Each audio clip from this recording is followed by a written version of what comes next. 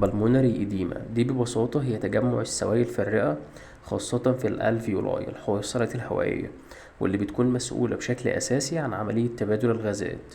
يعني تخيل كده إن الرئة فيها مية بدل الهواء، وده اللي بيخلي العيان اللي عنده بالمونري إديما يحس بكتمة وضيق تنفس وإحساس بالغرق زي ما هنعرف دلوقتي. طب إيه أسبابها؟ هنقسم الكوزز بتاعة البلمونري إديما لفئتين. الفئة الأولى هي الكاردياك كوزز، يعني أسباب متعلقة بالقلب، ودي تشمل الهارت فيلير فشل عضلة القلب، وبالتحديد ليفت سايدد هارت فيلير.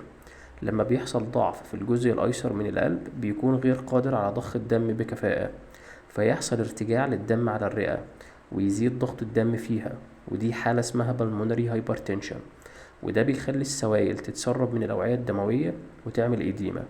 الفئة التانية هي النون كاردياك كوزس، يعني أسباب غير متعلقة بالقلب، ودي تشمل الرينال فيلير فشل الكلى، نيمونيا الالتهاب الرئوي، بالمونري امبوليزم جلطات الشريان الرئوي، التوكسين انهيليشن استنشاق المواد والغازات السامة. طب ايه الساينس اند symptoms اوف بالمونري إديما؟ يعني ايه العلامات والأعراض بتاعتها؟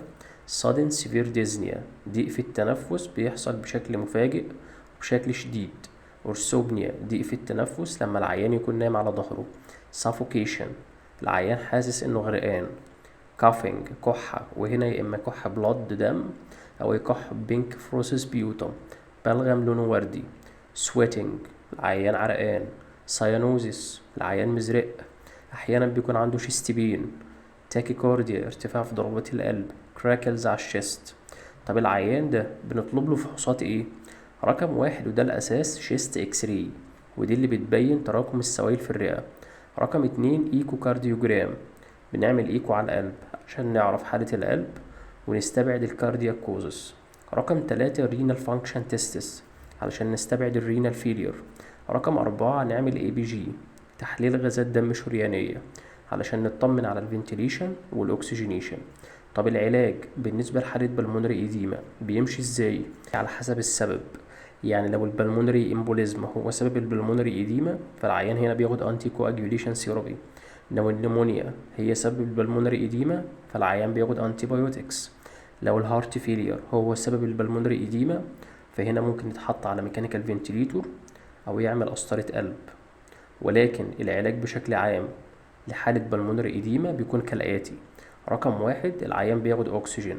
رقم اتنين بياخد دايوريتكس مدرات للبول زي اللازكس علشان نخلص الجسم من السوائل الزايدة.